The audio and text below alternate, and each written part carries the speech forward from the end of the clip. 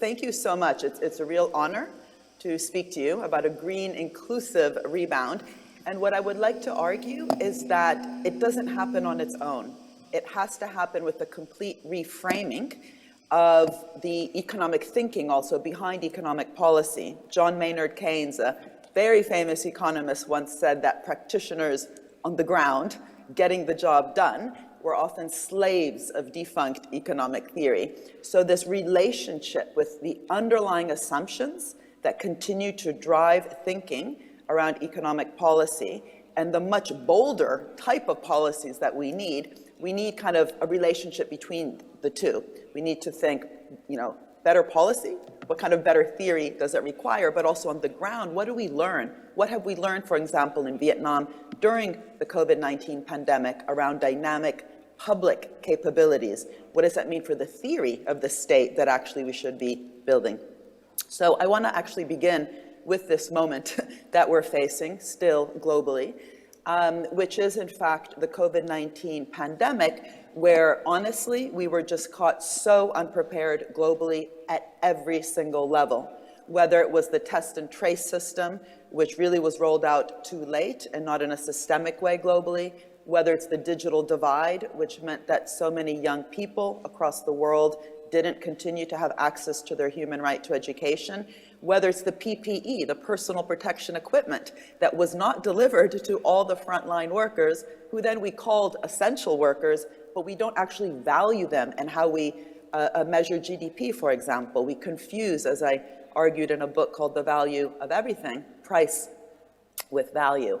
And we're not actually paying and resourcing and valuing the social infrastructure that, of course, we need so that when a pandemic hits, we are more prepared. And of course, the vaccine itself, yes, we have vaccines, but the vaccine is not the mission.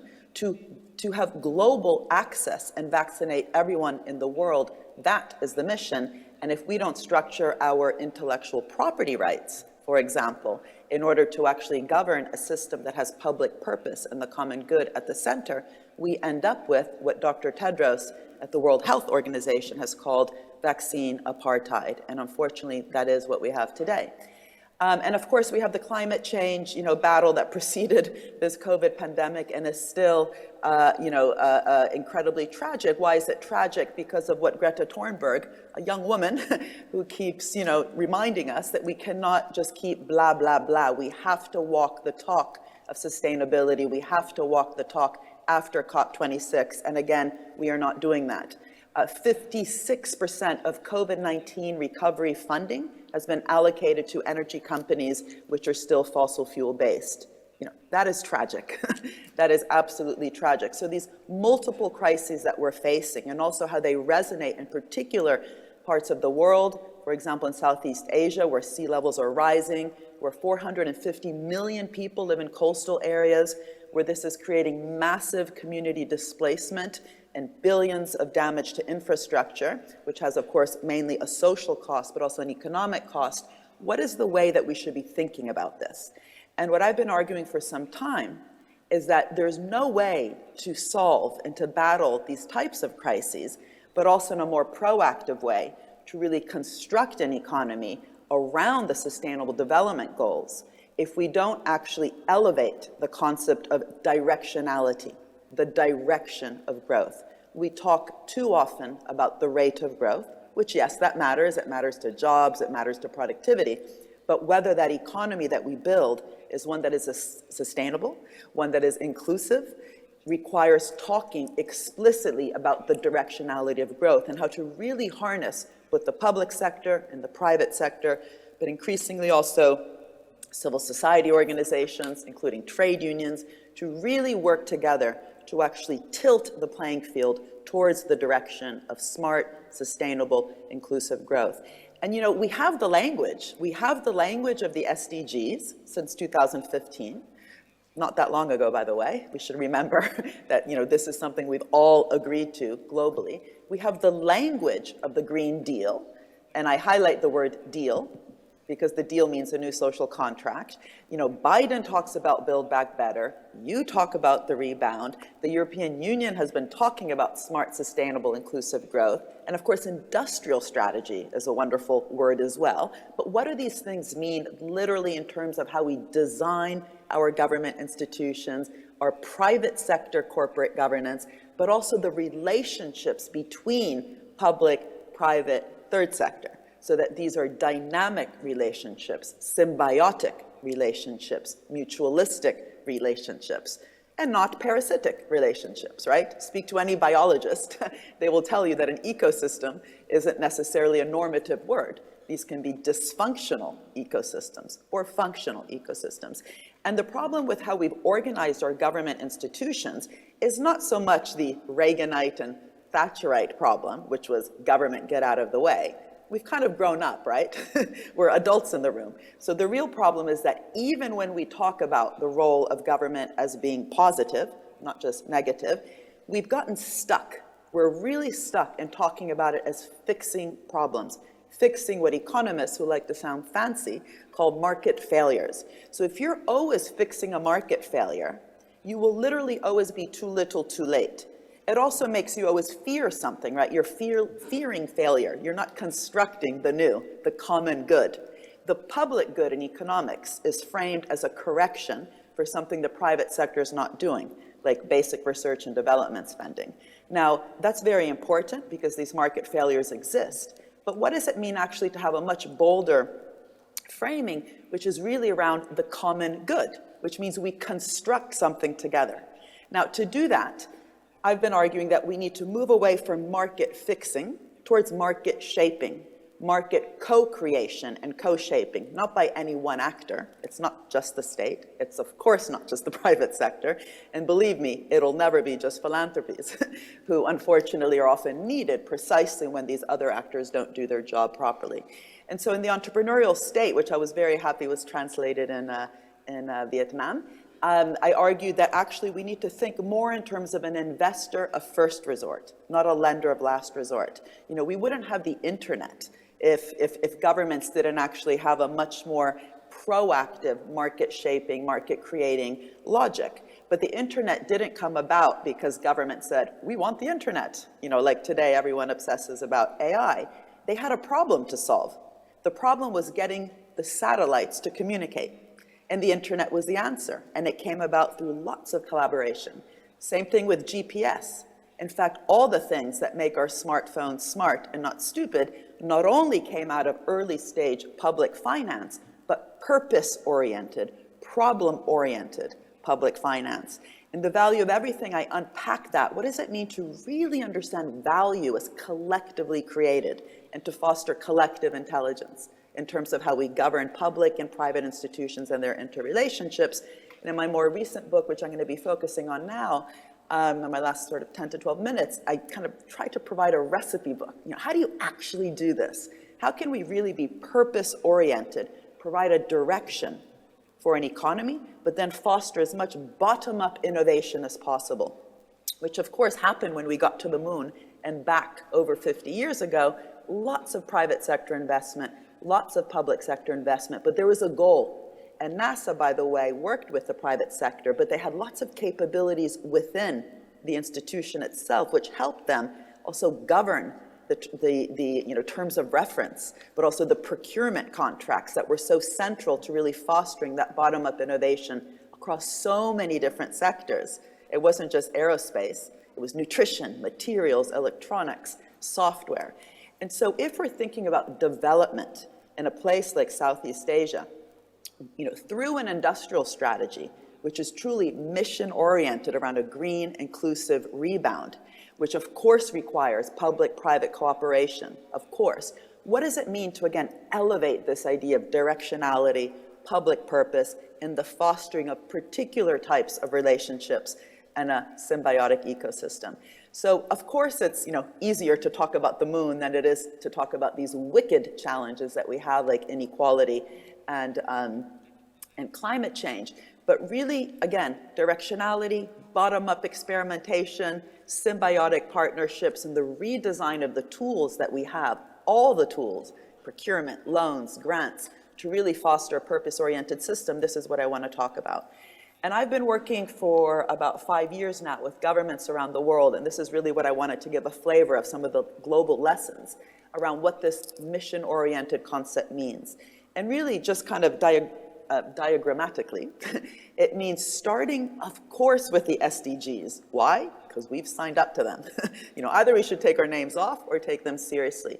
But then using the power of innovation policy, industrial strategy, procurement design, to really, again, foster a system that is going towards goals. And that requires starting with the challenges, but these are often broad, like green, inclusive. That's very broad, provides a direction, but turning it into a moonshot, as clear as getting to the moon and back, not just to the moon, and back in one generation. What does that mean for climate change? What does it mean for the design, the concrete design of a carbon neutral city, or getting the plastic out of the ocean? Or in a city like London, where I live, which is currently afflicted by knife crime amongst teenagers from social and economic groupings that have really been left behind, what would it mean in a city to have a zero knife crime mission in terms of bringing together lots of different sectors in the economy, but also that all of government approach. Governments still work in such silos. Something like climate change, of course, has to go through all the departments. Or health for all. I run a council for the World Health Organization on health for all. It can't be just done in the Department of Health. Of course it needs to be done through also the Ministry of Finance, the Ministry of Education, all the different types of government activities that have to do, again, with nutrition, mobility, infrastructure, and so on. So that cross-sectoral approach, and then that redesign of the instruments, the grants, the loans, the procurement, to really foster that bottom-up innovation. So whether we're looking at SDG 14 on clean oceans, SDG 13 on climate change, turning these into really concrete missions, which of course have to be done on the ground by the people, public, private, citizens working together even to design these missions so they really get skin in the game. You can't from top down, especially a foreigner, come into a country to tell them what the missions are, but definitely the framing that we require this targeted approach, which then fosters that cross-sectoral innovation, collaboration, and investment, and bottom-up experimentation. It's central. So missions must be bold and inspirational to inspire. They must have a clear direction. Did you achieve it or not? If it remains really vague, like climate and green, what does that mean? So, 100 carbon neutral cities in a region in the next 5 years, at least you can start measuring the degree to which you're achieving it or not. Ambitious, but also realistic, cross-sectoral and interdisciplinary. So in the sciences, by the way, this means also the social sciences. It's not just about, hard sciences and the STEM subjects. We need poets. We need humanities to help us even reimagine the future, what we can achieve. It's not a coincidence that many young people know about the plastic-free mission because they've seen a documentary by a wonderful movie director, David Attenborough, right? So the power of the creative arts that help us reimagine our futures. That documentary called Blue Planet, in the last episode, showed all these baby dolphins choking on plastic, and it resonated in people's minds, no? So let's make sure it really is interdisciplinary with the power of the creative arts, like Roosevelt himself, after the Great Depression, had artists involved in the Work Projects Administration to kickstart, the recovery. And critical is to drive those bottom-up solutions. Top-down does not work. We need a direction, and that should be top-down. We need political leaders with gusto, with a vision, who can say, yes, we will have a green, inclusive rebound, a Green Deal, and then using all the different instruments to get there. But it has to be bottom-up, that experimentation and also willingness to welcome experimentation in our public institutions. And this is the key issue around implementation. A second report I wrote for the European Union was, how are we actually going to do this at the level of doing government differently? So the implementation, the dynamic capabilities within the public sector. What does it mean to think about public investments through a portfolio approach? Not all your eggs in one basket. Crowding in other forms of finance so you can have that multiplier effect. Flexibility and adaptability. So you know when things aren't going wrong, when they're going wrong, move, change, pivot, right? But if our bureaucracies are too rigid, it's hard to pivot. And so what does it mean to actually structure our organizations with that agility and flexibility? And in studying the moon landing, I realized they realized early on that they were too rigid. The structure itself of NASA was too vertical. So they changed the organization to have these project managers that were constantly in touch with each other, but they had delegation, but the communication was much more flexible and fluid than it had been before. But one of the things they did also, which I found fascinating, because we don't think about this when we think of the moon, we just think of big rockets and fire. They started to get their hands very dirty with procurement. And procurement is a huge chunk of every government's budget, whether it's Vietnam or the UK or Italy. Procurement, government as purchaser. This can become a tool for innovation if it really fosters, as I said, the bottom-up innovation, but that means paying attention to how we design procurement. And the first thing NASA did was change how they did procurement, away from cost plus towards fixed price with targets and incentives for constant quality improvement. They even took care to have a no excess profits clause. I love this. It meant NASA is an investor first resort. It's working with the private sector. Let's not turn this into a gambling machine. Of course, profits should be made, but they should also be shared amongst all the different types of investors. And what I found so interesting with COVID-19, and this is on the back of also some wonderful work we did with UNDP, the United Nations Development Program, was to actually look globally. What did we learn about the capabilities on the ground in terms of procurement, in terms of public-private partnership, trust created with citizens, or the governance of digital platforms? Because of course this was also an infodemic. And we did a study and found that countries actually like Vietnam, like Kerala in India, actually did better than some countries that were much higher in their developmental pathway, like the UK where I live, to be honest, has not been investing within their own public administrations in recent years. We have outsourced that capacity to the McKinseys, to the PwCs, to the Deloittes, to the point that a Tory lord in the UK government recently said that that led to the infantilization of Whitehall. And part of our study actually looked at Vietnam. It was just so interesting to see the kind of organizational strength that the government, on the back of the SARS epidemic itself, developed through a whole of society approach using public procurement and R&D funding to engage both academia and the private sector, for example, in the production of low-cost testing kits. And Vietnam became one of the first countries to export them to Europe. No, this is not about sort of incremental development, slow. I mean, this is about making choices and investing within the state in order to be agile, in order to be flexible. On industrial strategy, I want to just say something more about this, because we shouldn't confuse the kind of mission-oriented industrial strategy with the old-style industrial strategy of the 70s, which was picking sectors, right? Countries chose like top 2 or 3 or 4 sectors.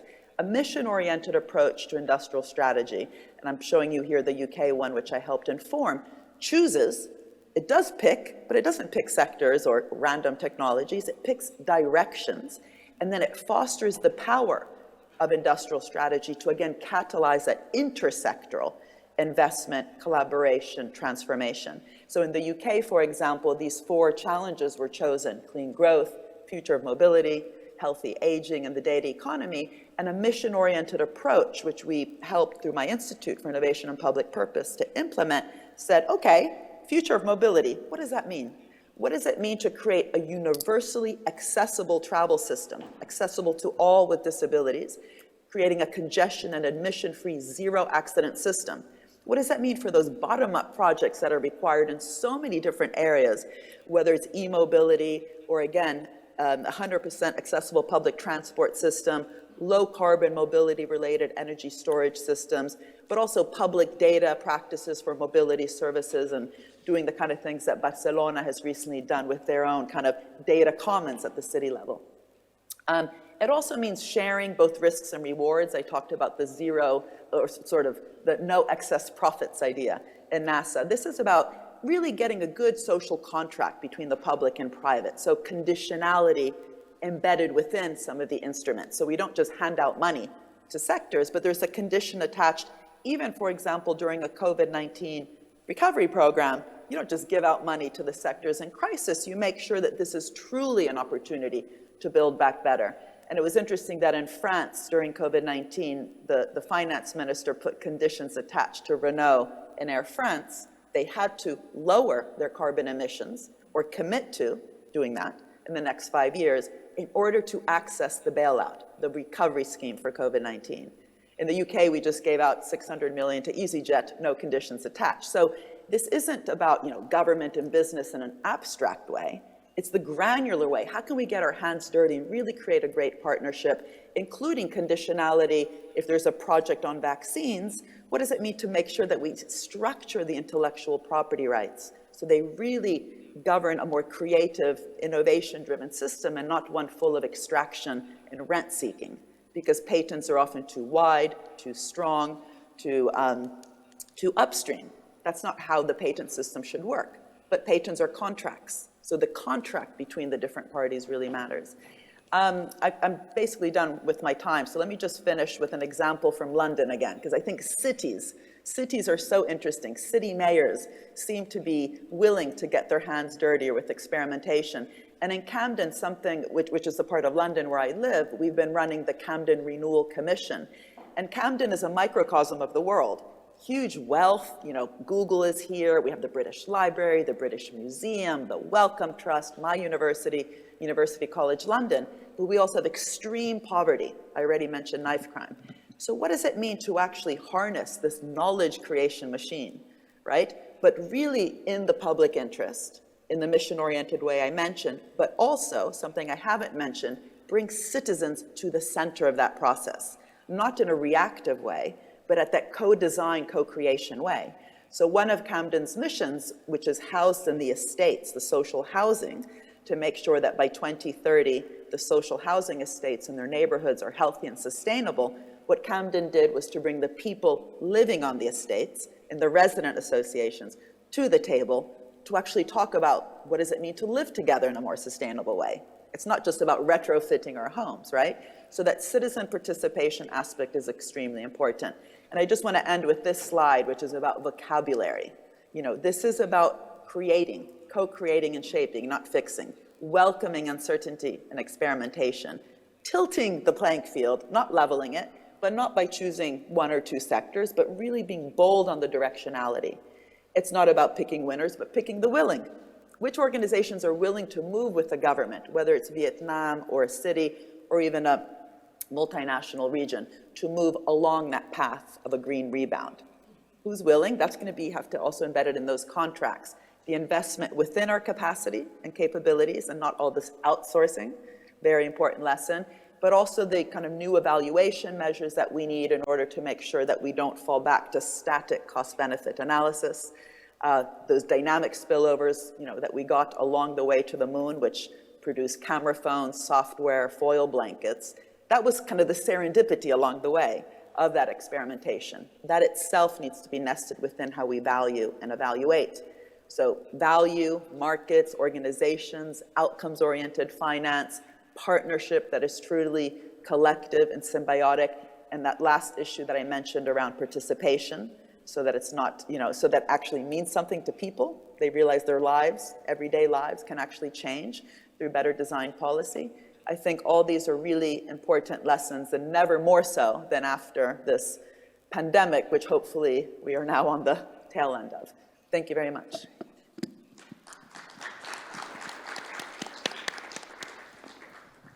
Thank you so much for that really inspiring overview of you've touched on so many issues, Professor Mazzucato, and introducing the concept of moonshots, missions, the need for clear directionality, direction from the top down, but also action and experimentation from the bottom up.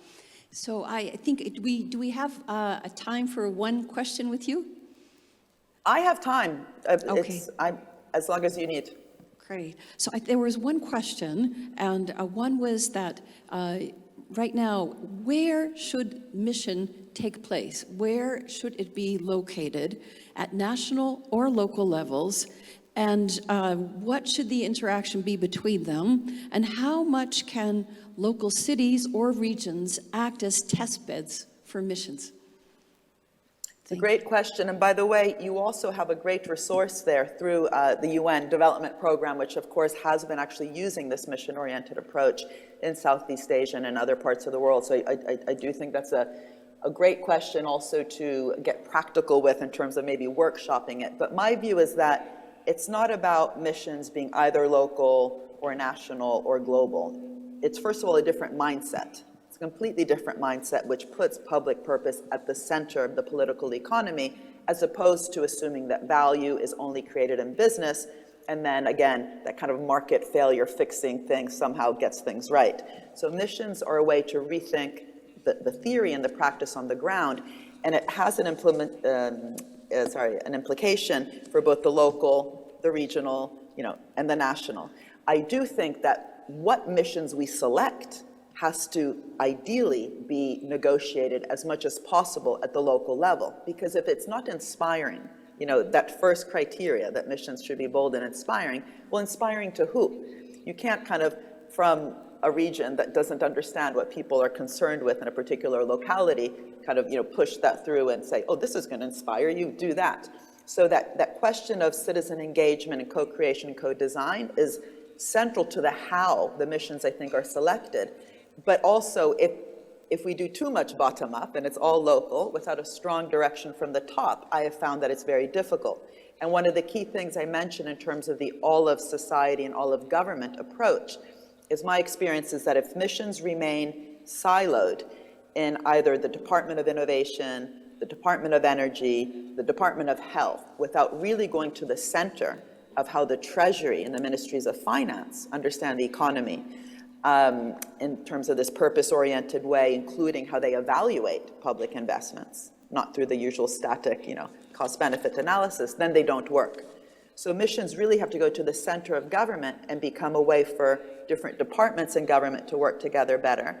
But in terms of, again, what the missions are, I think the more we can revive social innovations like citizen assemblies, and also foster that kind of trust, which frankly I do think places like Vietnam have shown to have invested in, at least trying to invest in terms of citizen trust with academics and government on the back of some of the previous viruses and crises you've had. Those are moments of learning how to do that, because without trust, we also get what we see is happening in places like Canada with the anti-vax movement, and that's not because those people are stupid. It's because there's a real lack of trust right now in those institutions. So building institutions and structures that listen, that have empathy, that interact is critical.